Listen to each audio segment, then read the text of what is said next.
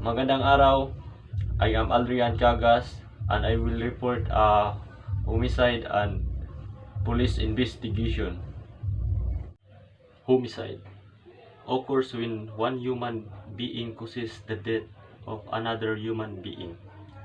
Homicide is a general term and may refers to a non-criminal act as well as the criminal act of murder.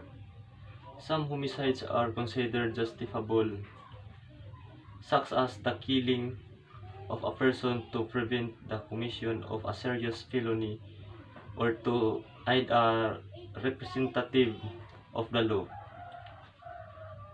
Other homicides are said to be accusable homicides, as when a person kills in self-defense. A criminal homicide is one of that is not regarded by the applicable criminal code as justifiable or excusable.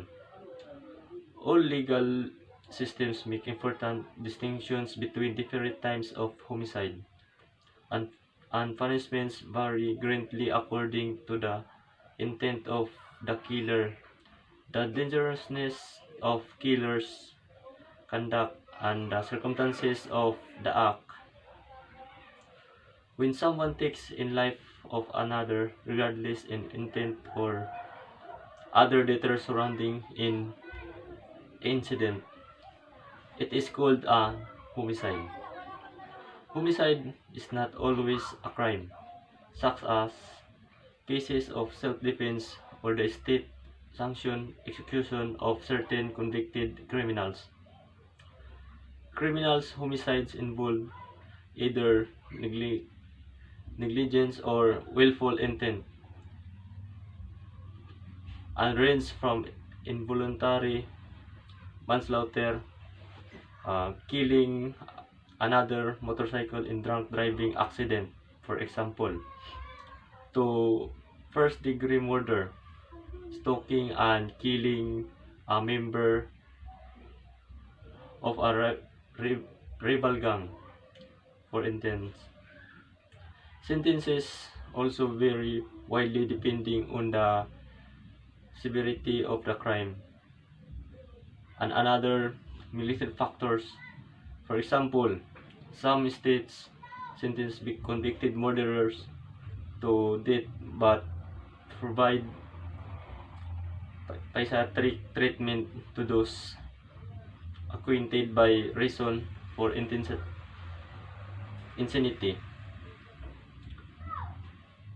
Homicide is deemed justified if state laws allows lethal force in a self-defense situation. Most state laws allows justified homicides to defend oneself or another when faced with a credible treatment of bodily harm such as rape, armed robbery, or murder. Self-defense.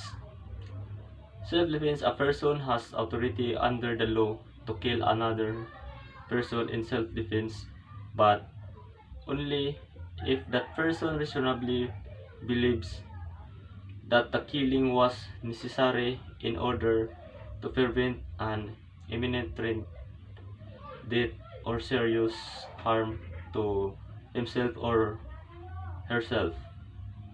So, this section provides in-depth information about homicide in various forms. Police investigation is the investigation of criminal activities. Criminal investigation is an applied science that involves the study of facts that are then used to inform criminal trials.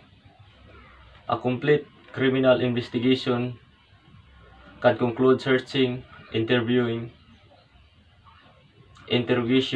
evidence collection, and preservation, and various methods of investigation.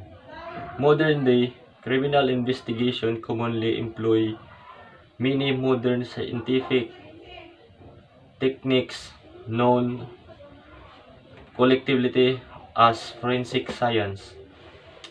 Criminal investigation is an ancient science that may have roots of far back as c. 1700 BCE in the writing of the Code of Hammurabi. In the code is suggested that both the accuser and the accused had the right to present evidence they collected. In the modern era, criminal investigation the most often done by government police forces. Private investigators are also commonly hired to complete or assess the criminal investigation. An investigation refers to the process of collecting information in order to reach some goal. For example, collecting information about the reliability applied to the criminal realm.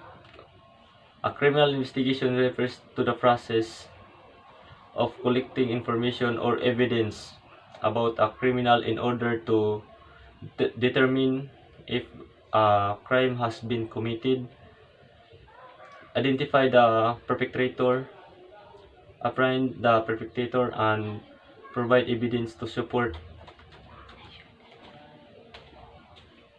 a conviction in court. If the first three objects are successfully attained, then the crime can be said to be solved. Several other outcomes, such as recovering stolen property, deterring individuals from engaging the criminal behavior, the unsatisfying crimes victims have also been associated with the process. A useful perspective of a criminal investigation process is provided by information theory. According to the information theory, the criminal investigation process resembles a battle between the police and the perpetrator over crime-related information.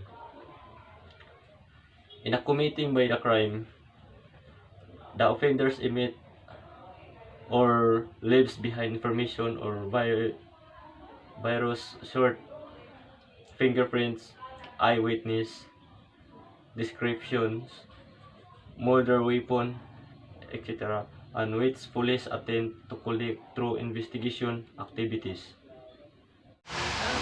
Thank you, Mr. Cagas. And now, I'm Angel Ann Camel Palaypayon, reporting a police blotter. A police blotter is the daily written record of events as arrest in police station.